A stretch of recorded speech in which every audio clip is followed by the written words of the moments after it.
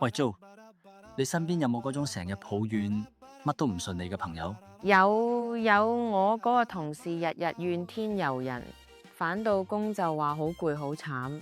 第10條法則就係講呢樣，避開不幸同倒霉嘅人，情緒係會傳染嘅。心理學叫情緒感染。你長時間同一個負面嘅人一齊，你最終都會變成咁。即係話人哋嘅倒霉係會過俾我。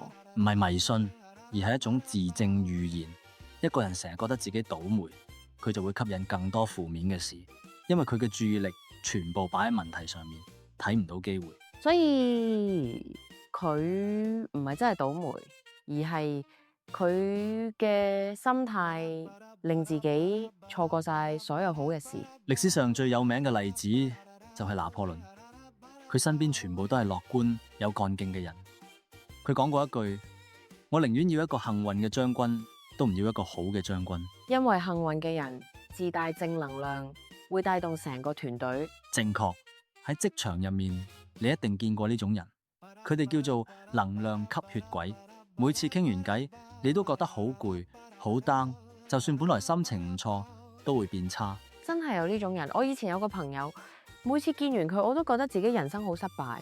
呢條法則唔係叫你冷血，而係要你有意識咁管理你嘅社交圈。你花最多時間嗰5個人，就決定咗你嘅人生質素。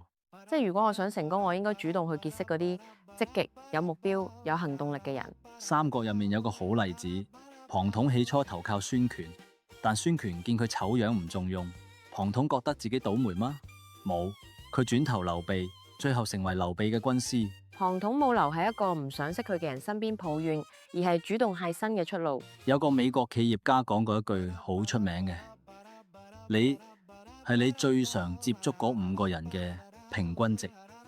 你嘅收入、你嘅態度、你嘅習慣，全部都係。咁如果你想提升自己，最快嘅方法就係換一個更好嘅社交圈。反過嚟睇，嗰啲長期留喺負面環境嘅人，最終會被同化。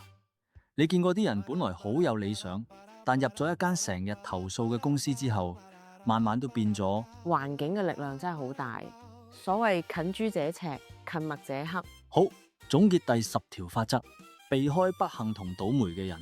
你嘅時間有限，投資喺啱嘅人身上，同正能量嘅人一齊，你自然會變得更好。下次當你發現身邊有個人成日令你覺得攰同負面，問自己一個問題：呢個人值唔值得我繼續花時間？記住，擇善而交唔係勢利，而係對自己人生負責任嘅表現。